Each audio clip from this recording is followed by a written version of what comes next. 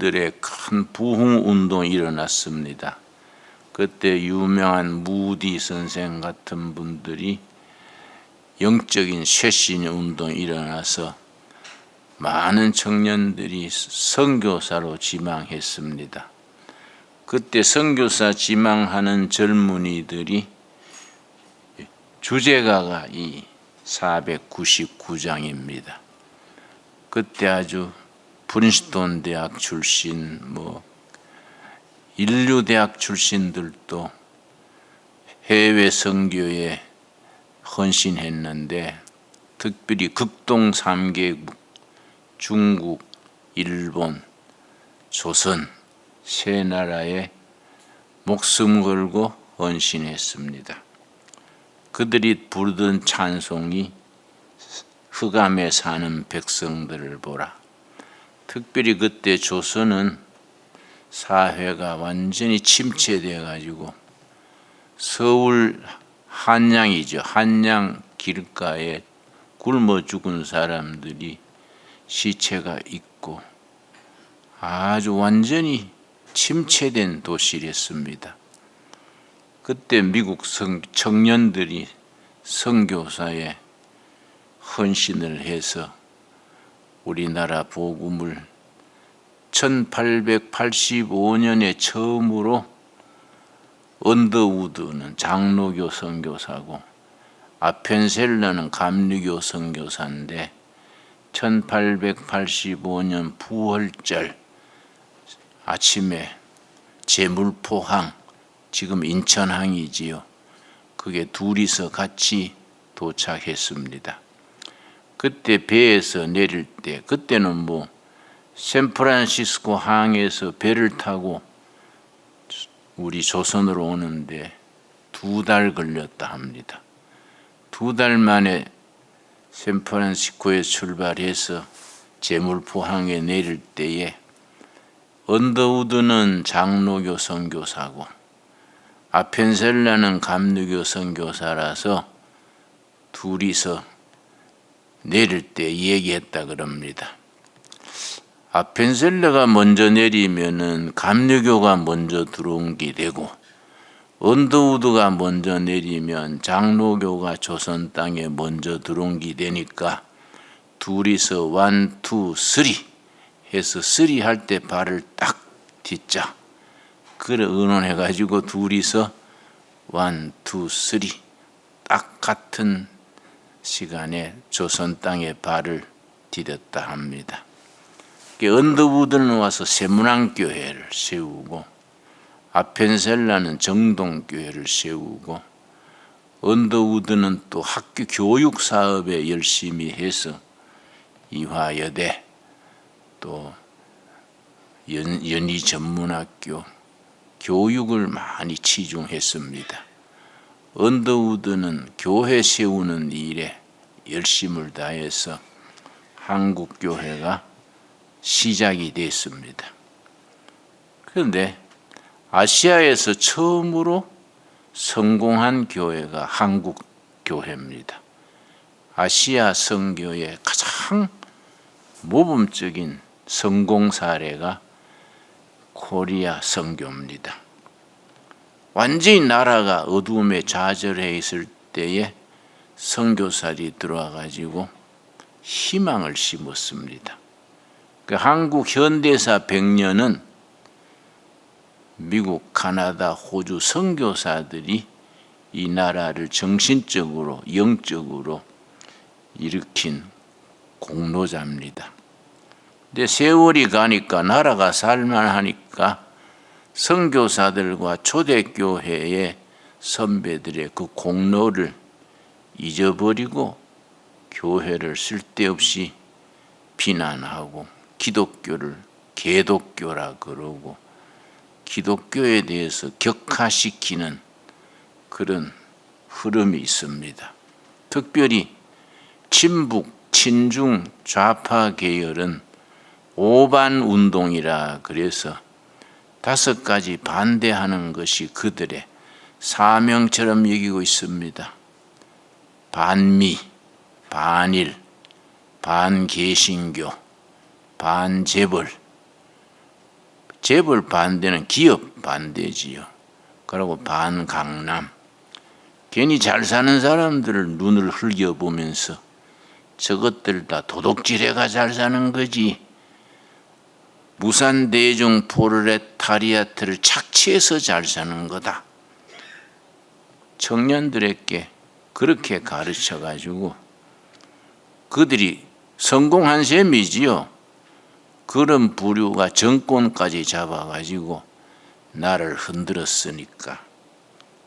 근데 한국 교회는 이 나라 과거 100년의 국가 발전의 정신적인 기둥일 뿐 아니라 앞으로 다가오는 100년 통일 한국 시대에 이 나라를 책임져야 될 교회입니다. 그래 한국 개신교 교인들은 이 통일 운동과 나라 발전의 사명감을 가지고 복음으로 흑암에 사는 백성들을 깨우친다. 그런 사명감을 가져야 합니다. 요즘은 북한의 최근 정보에 의하면은 아주 김정은 정권이 뿌리째 흔들린다 그럽니다. 교사, 의사, 전문가들이 반김정은 당을 지하당을 만들어 가지고 그렇게 조직화됐는데 그걸 적발해서 저는 처형을 하고 그런 운동이 북한에 있습니다. 그게 이제 북한 정권이 이제 뿌리째 흔들리는 거지요. 그러면 우리가 한강의 기적이라 그래서 세 가지를 성공을 했습니다. 우리가 이제 산업화에 성공하고, 둘째는 민주화에 성공하고, 셋째는 정보사회화. 세 가지를 한꺼번에 이룬 나라는 대한민국이 세계 최초입니다. 2차 대전 직후에 새로 생긴 신생 독립국가가 120여 나라입니다. 120여 나라 새로 생긴 나라들 중에 말씀드린 것처럼 산업화, 민주화, 정보사회를 한꺼번에 성공한 나라는 대한민국이 최초입니다. 그리고 대한민국은 원조 받던 나라에서 원조해주는 나라로 이렇게 바뀐 가장 성공 사례입니다. 이제 앞으로 남은 게 두 가지지요. 두 가지를 맞아 이루면은 한강의 기적에서 한반도의 기적으로 나라가 한 단계 더 점프하게 됩니다. 두 가지 통일하고 선진국이에요. 두 가지가 남았지요. 그럼 우리가 단군 이래 처음으로 세계의 빛을 발하는 대한민국이 될 수 있습니다.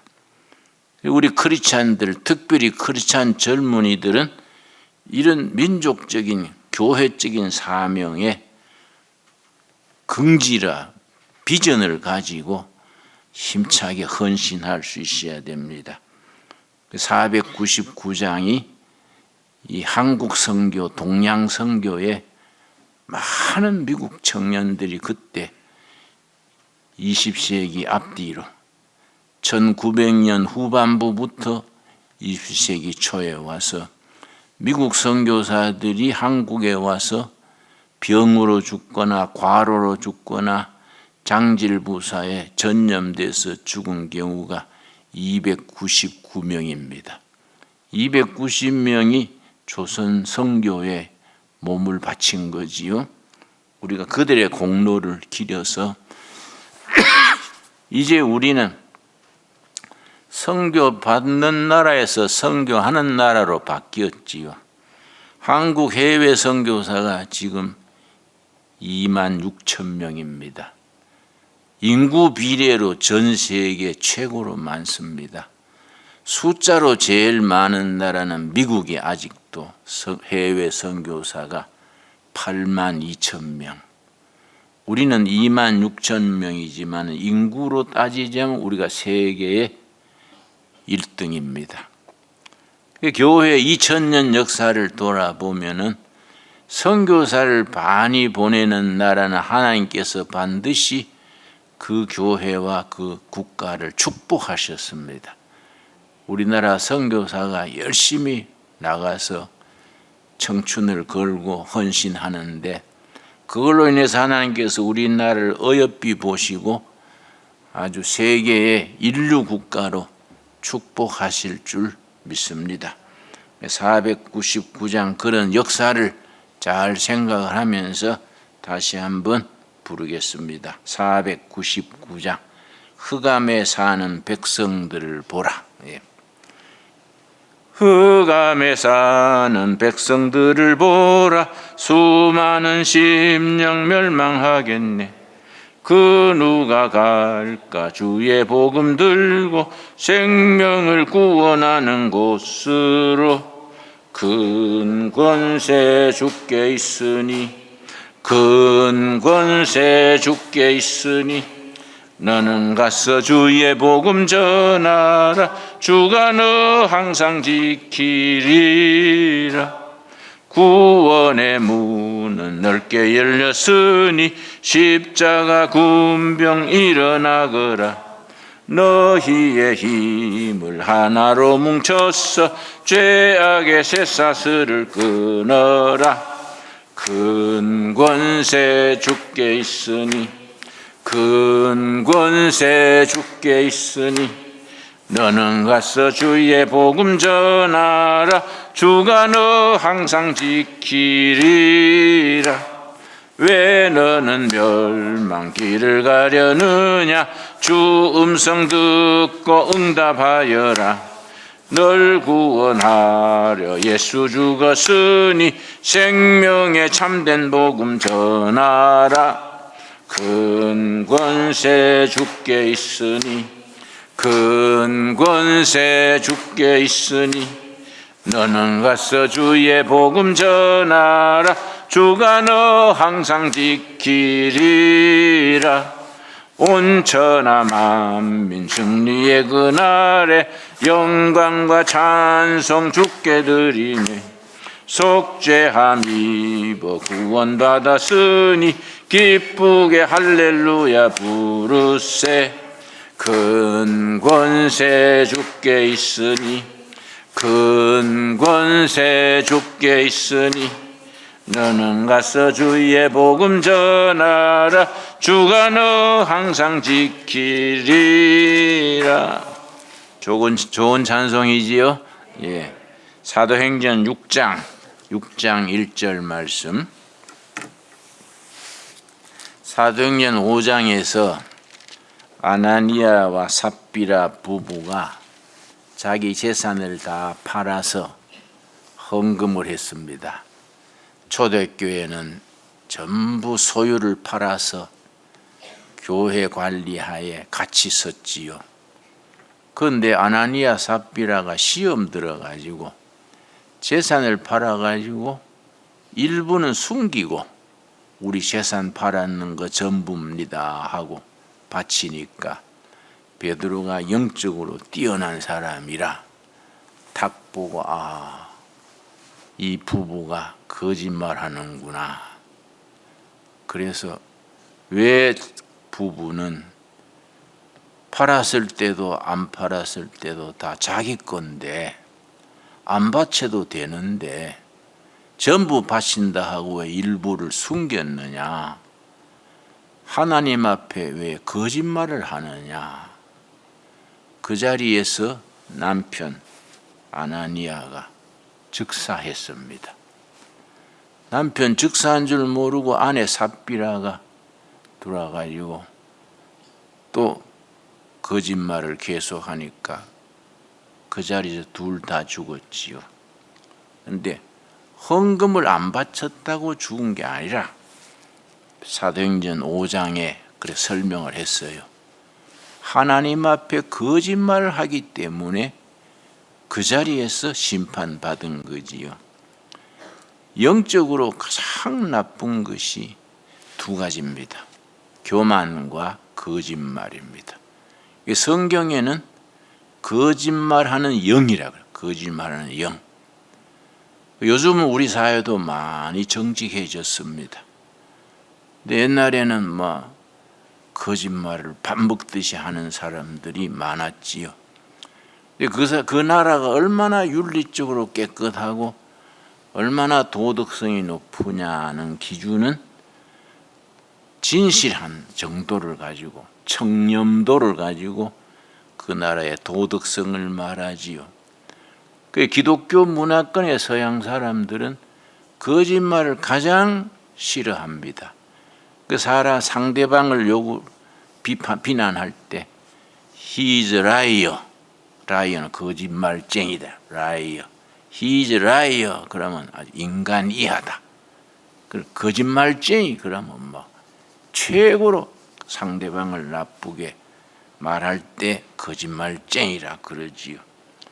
우리나라가 거짓말하는 영을 다 물리치고 정직해야 돼요. 정직해야 돼요. 요즘은 많이 그래도 좋아져서 외국 사람 관광객들이 한국 와가지고 놀라는 것이 핸드폰을 의자에 두고 잊어버렸다. 몇 시간 만에 왔더니 그 자리에 핸드폰이 그 자리에 있는 거예요. 유럽에는 상상을 못한대요. 화장실에 갔다 오도 누가 주워 가버리고. 그런데 우리나라는 몇 시간 둬도 그 자리에 있으니까 그만큼 우리나라가 좋아진 거지요. 그리고 전 세계에 밤 11시, 12시까지 여성이 길거리에 다닐 수 있는 나라는 몇 나라가 안 됩니다. 미국도 안 되고 유럽도 안 되고 중국은 말할 것 없고, 우리 코리아는 밤 11시도 여성들이 길거리를 다닐 수 있는 그런 나라지요. 참 감사한 일이지요.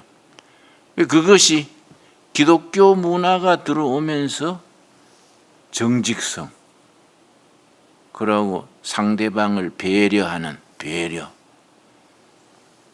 인권 존중, 이런 게 이제 보편화가 된 거지요.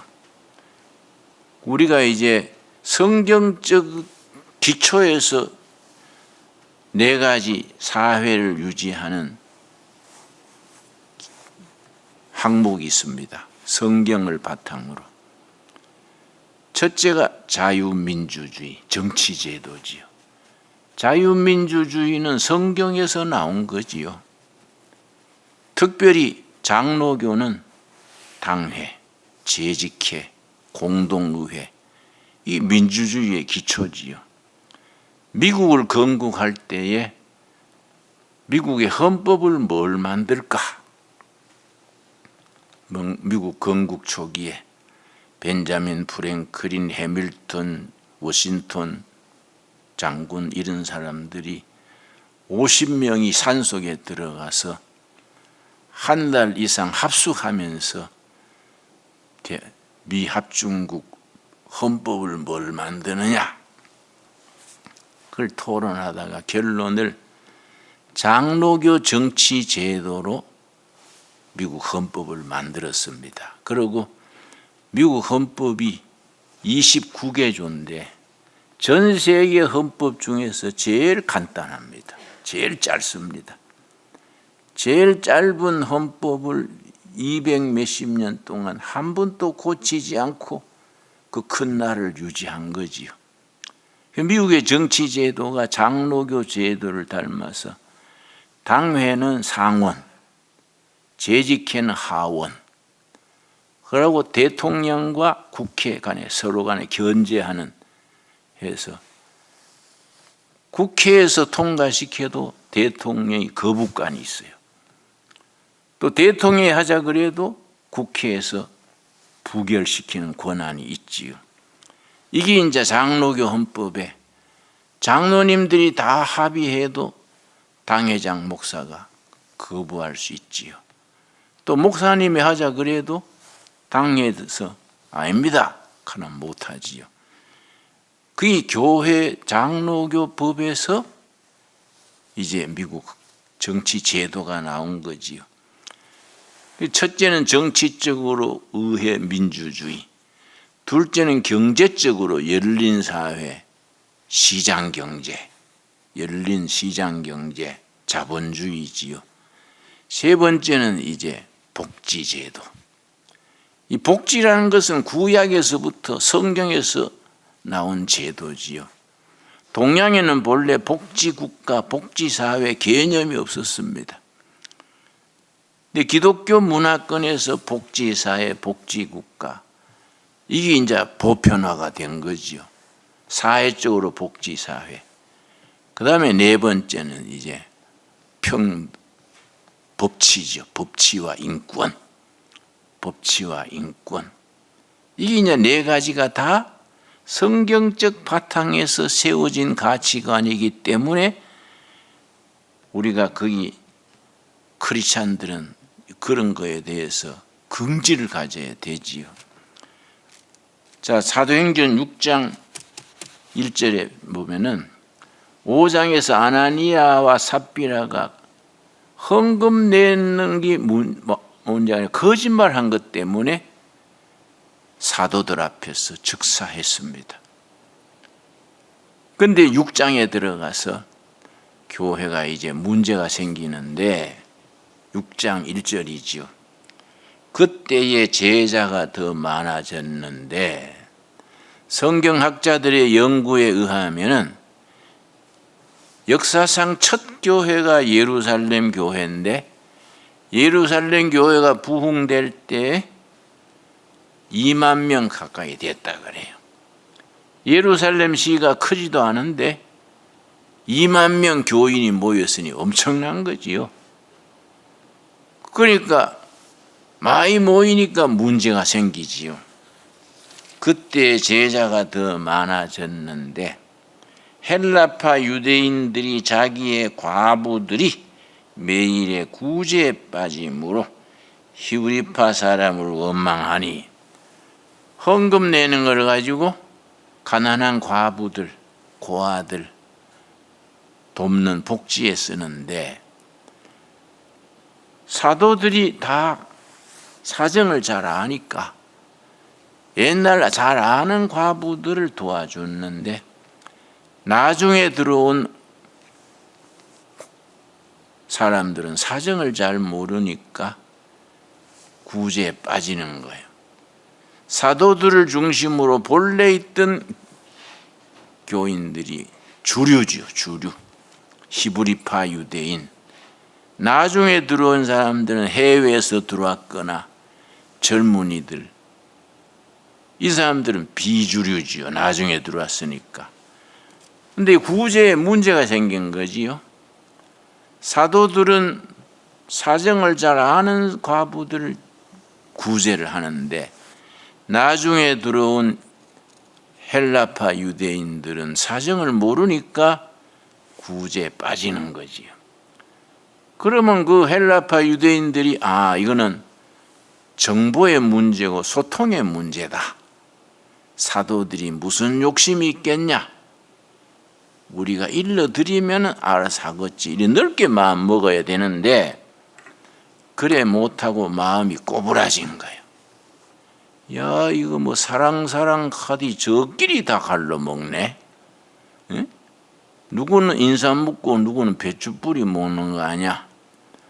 이러면서 뭐 딱 패가 갈라진 거예요. 그 패가 갈라서 불만이 생기니까 거기에 사탄이 역사하는 거예요. 그래서 교회가 뒤숭숭해진 거예요. 두 파로 주류, 비주류로 갈라진 거지요. 그런데 사도들이 잘한 거예요. 참 이 사도행전 6장의 이 이야기는 교회가 운영되는 기본입니다. 그래서 민주주의가 장로교의 전통에서 나왔다. 칼빈 사상이죠. 칼빈이 일으킨 장로교가 들어가는 곳에는 두 가지가 발전해요. 민주주의가 발전하고 산업이 발전하는 거지요. 장로교가 들어가서 세운 나라들은 다 산업혁명 일으키고 발전한 거죠. 영국, 스코틀랜드, 네덜란드. 네덜란드란 나라는 장로교 교인들이 세운 나라입니다. 그러고 영국에서 미국 대서양 건너 미국 가가지고 조지 워싱턴이 해밀턴 이런 사람이 다 교회 장로급이지요. 이 사람들이 세운 나라가 미국이지요. 근데 장로교를 제대로 해야 되는데 장로교의 이 원칙들 따라서 국가가 사회가 운영되면 밝은 사회, 공평한 사회가 되는데 우리가 그렇지 못하면은 무늬만 요란하고 속은 그렇지 못한 일이 생깁니다. 자, 2절 말씀. 사도행전 6장 2절. 12사도가 모든 제자를 불러 이르되 우리가 하나님의 말씀을 제쳐놓고 접대를 일삼는 것이 마땅하지 아니하다. 말씀을 제쳐놓고 접대를 임산. 접대가 이제 헌금관리, 구제활동, 헌금관리, 구제활동, 행정. 사도들이 거기에 매이니까 교인이 한 2만 명 되니까 행정이 많아지잖아요. 그래서 사도들이 거기에 매이니까 영적으로 지치고 말씀 전하는 시간이 줄어들지요. 그래서 그런 말이 있습니다. 바쁜 목사는 나쁜 목사다. 목사가 뭐 돌잔치, 약혼식, 결혼식, 장례식 다 다니느라고 기도하는 시간이 없어지고 묵상하는 시간이 적어지니까 영적으로 안 좋아진다. 그래서 바쁜 목사가 나쁜 목사다. 그런 말이 있습니다. 사도들이 참 잘한 것이 3절이죠. 3절. 형제들아, 동지들아, 그 뜻이지요. 너희 가운데서 성령과 지혜가 충만하여 칭찬받는 사람 7을 택하라. 우리가 이 일을 그들에게 맡기고. 4절 우리 같이 읽겠습니다. 우리는 오로지 기도하는 일과 말씀 사역에 힘쓰리라. 사도들이 어떻게 했느냐? 전부 성도들을 모은 거예요. 다 모이게 해서 형제들아, 동지들아, 여러분이 투표로 집사 7을 뽑아주세요. 완전히 공개적으로, 개방적으로 여러분이 뽑아주세요. 어떻게 뽑느냐? 2가지 갖춘 사람, 성령과 지혜가 충만한 사람, 말하자면 영적인 사람. 둘째, 사람들한테 칭찬받는 사람, 사회성, 인간관계가 좋은 사람. 아무리 성령 충만해도 성질이 뭐 괴팍해가지고 초신자 보고 뭐 예수를 그래 믿노? 그따구로 믿으려면 예배당 나오지도 마시오. 뭐 이러면 상처받고 안 되지요. 사람하고 관계도 좋아야 돼. 관계. 사회성이 좋고 영적인 2가지 갖춘 사람 7명을 뽑으시오. 이 첫 번째 집사지요. 첫 번째 집사. 그래서 지금도 침례교회는 사도행전 6장을 따라서 집사만 세웁니다.